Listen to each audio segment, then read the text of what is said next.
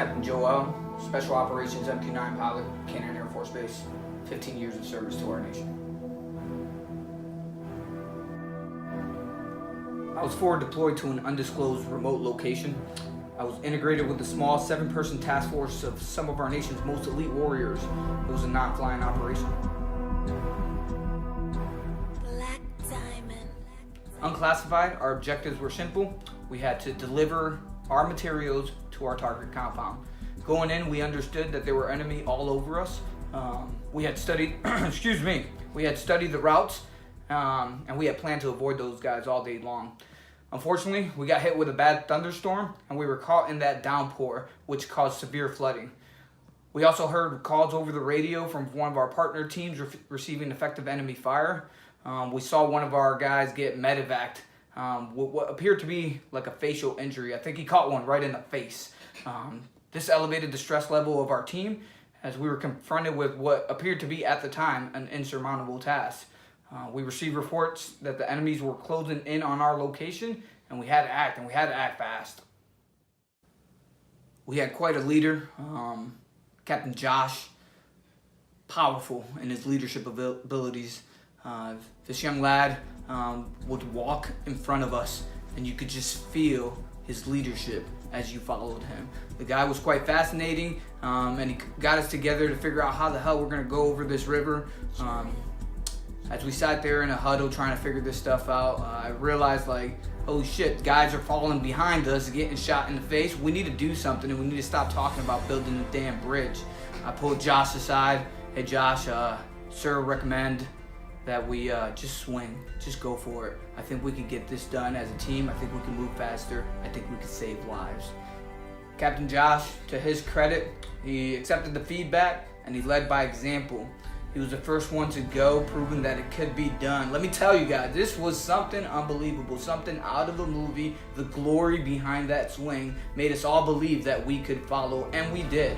Next man up was able to swing across that river as well, successfully getting to the other side of the flood.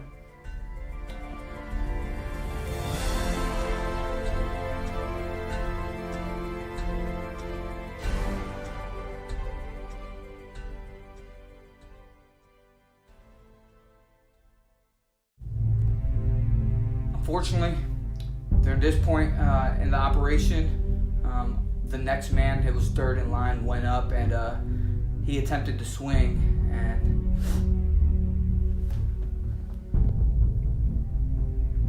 he didn't make it. That was the first casualty of the operation.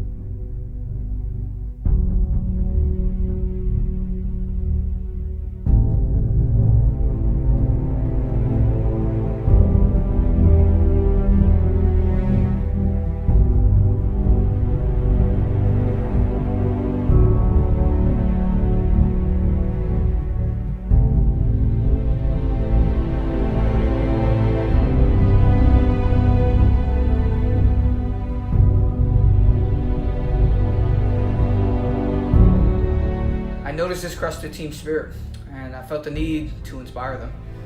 I was confident we could still complete this task. Quite frankly, our nation needed us to complete the mission. So I went for it. I grabbed the rope, laser focused on the other side, and I just jumped in. The water got too high, the rope slipped from my hand, and I splashed right into the water.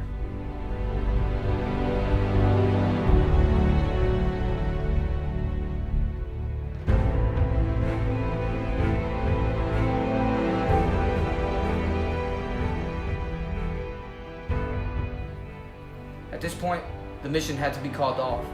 We eluded away from enemy forces back to our base, and we had to regroup, rethink. The enemy had won this mission. There's still more war to be fought.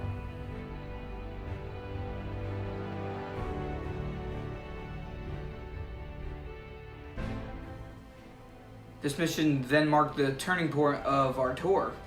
The cohesion and camaraderie that came with defeat catapulted us moving forward, actually. I was able to grab those lessons learned from our failures and make sure I captured all those and sent them out to the rest of the operating teams out in our vicinity. With those lessons learned, we adjusted our plan, and we were able to do wonderful things in our subsequent mission sets. Teams crawled through tunnels.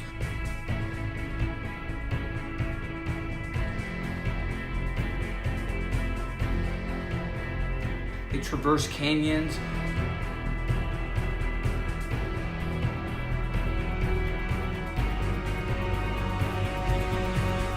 Ultimately, we just simply overwhelmed our enemy.